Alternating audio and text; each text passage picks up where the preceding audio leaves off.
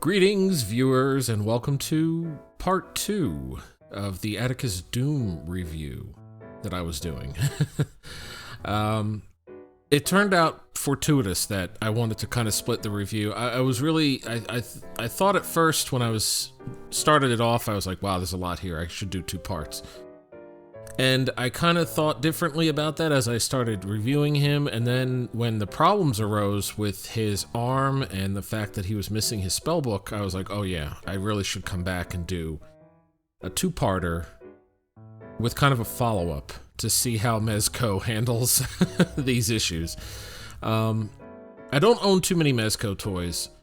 I was into them for a while, and I kind of got back out of them, but then they really stepped up their game in terms of their offerings and how they do their figures. Like, there's way more detail, and there's way more accessories, and they're just way more exciting. So I kind of came back around to it, and here we are with Atticus Doom, and I received my replacement body and book. So let's get his fist out of the way here.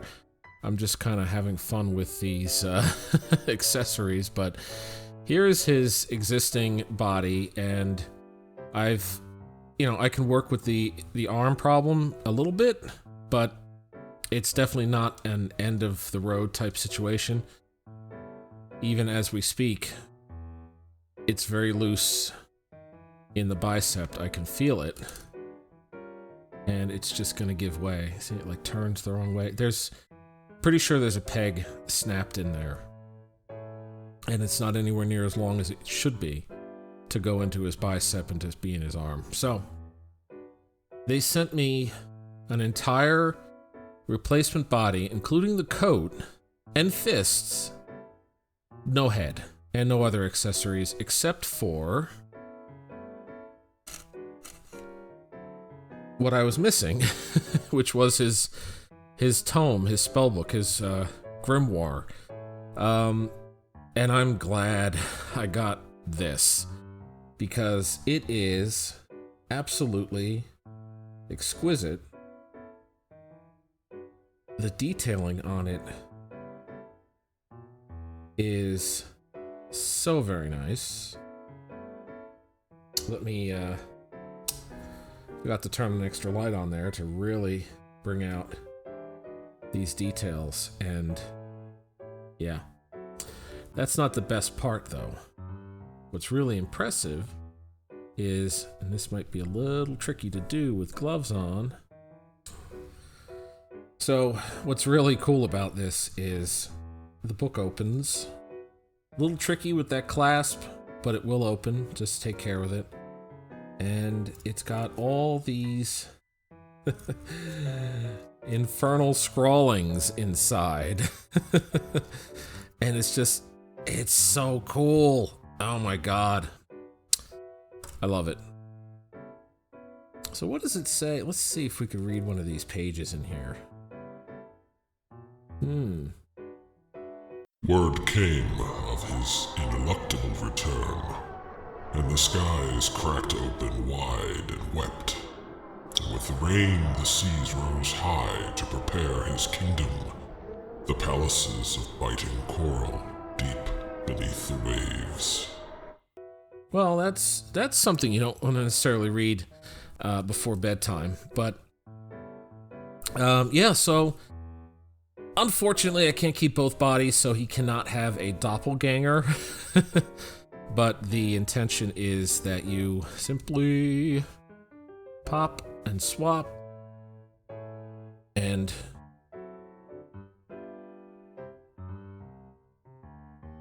he's actually might be a little more. Yeah, I'll tell you what. This body has a little better. Really curious about what's going on in there. His ankles seem a little bit more flexible, but not worryingly flexible.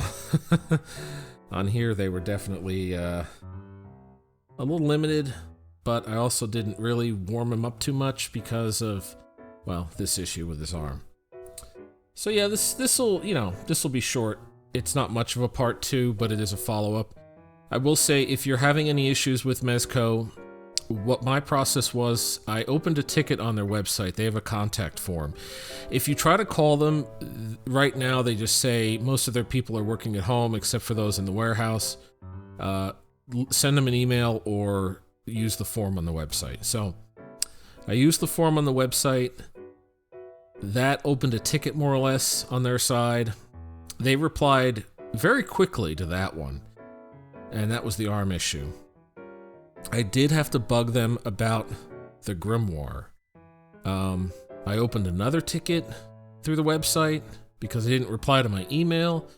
I emailed again, and I think it took a third email, and they finally responded to me. And they were polite. It wasn't like it didn't get quite the impression I was bugging them or anything, although I felt like I was bugging them myself. And they said, you're in the queue to get a new body and the book. And then it came by FedEx, maybe about a week. I really didn't get a heads up that it was shipping. They didn't send me any tracking information or anything like that. FedEx just showed up one day and said, you have a package. You have to sign for it. I said, what did I order that I had to sign for? I didn't really order it, but there he is. So, looking at the other spell effects that he comes with here, these are pretty neat. They're very, they're cast in clear plastic, colored. Pretty clean. I don't see too much bubbling. That might be intentional in the middle there. And he comes with two of those that look like this. They're eldritch symbols. These are used in conjunction with a secondary stand. He comes with a stand and arm. I'm not entirely sure. I guess this is, you could put a hand, although you really can't put this in his, no, that's, I'll have to look it up and see how exactly you would get that effect to work. Clearly his arm is reaching through a portal, but he gets a tentacle arm to go with his Cthulhu head, and the detailing on that is quite good. And he gets an outstretched arm. I don't believe this is bendy. No, it is not. So it might have a little bit bend to it. It might have a little give to it, but it doesn't show the telltale signs of being bendy, like a bendable rubber type thing. Normally they have like these tiny little air holes in it to kind of give with the wire, the armature that's inside, and this isn't that. So I wouldn't try to bend that. This definitely does go around his neck. The burning hand and the fire effect is for that hand. Hey, he's waving at you. Hi. Otherwise, yeah, those are the accessories. There are a plethora of them. There are so many display options. Also, his scarf, I thought it was a cravat. It might still be technically something like that, but it does come out according to the promo photos. So it'll like, I think it had a wire too, or at least it was posed where it was like billowing out a little bit. That's pretty cool. I can tell I will probably be spending a good amount of time playing around with this guy, especially when I get the one without a wonky arm. But let's do some really quick size comparisons. Here he is next to a Mezco Conan, and this figure is really cool. It's plastic. It's not, there are soft goods involved, but there's not, he's not covered in it because honestly, Conan doesn't wear an overcoat, right? His overcoat is off. I took it off. It's fine. I just wanted to take it off because it was a little easier to show them the problem with the arm with it off. But I hear a dog outside. That's not my dog. We don't have dogs. We have cats. Hopefully that doesn't get picked up too much on the mic. And let's see, what else can we size comparison with? Good golly. I had Sleepwalker for another review. So Here he is with a fairly standard Marvel Legends type 6-inch figure, and you could see their Conan kind of comes in to the same degree, same size. The body on this, I think, is their Rumble Society like standard. It's like it's a slim humanoid body. It's pretty posable, all things considered.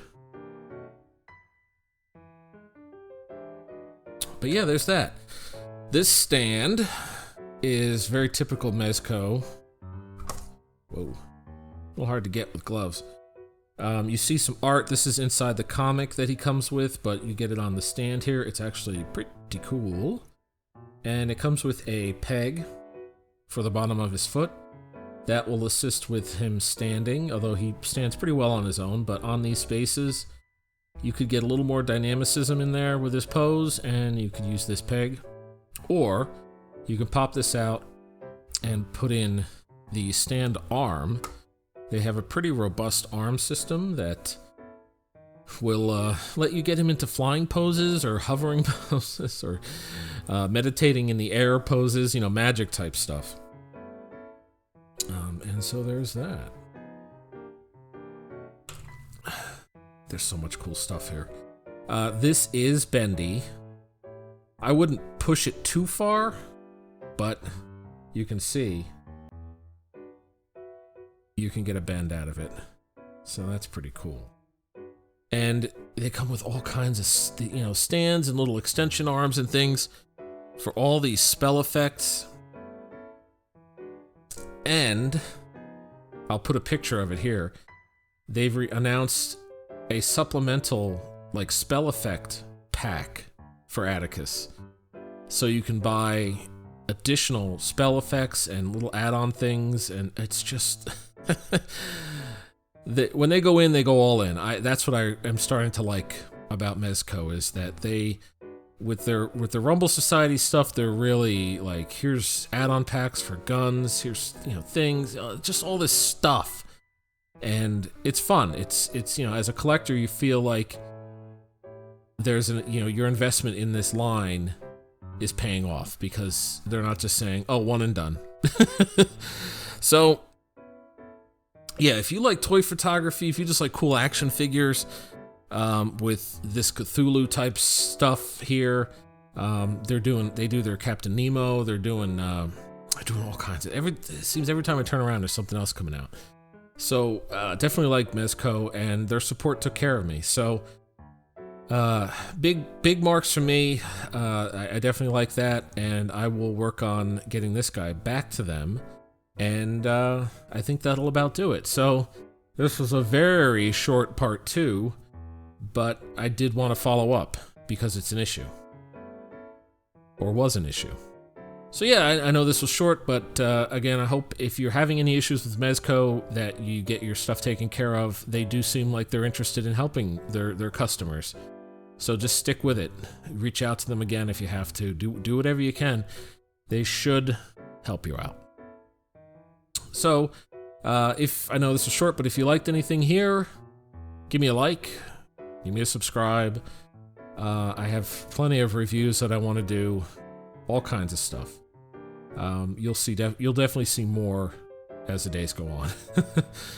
But from Atticus Doom here and me, although I'm not sure he'd share my sentiment exactly, but I would say, take care of yourselves and each other, and maybe don't crack open eternally evil tomes of arcane knowledge just before bed.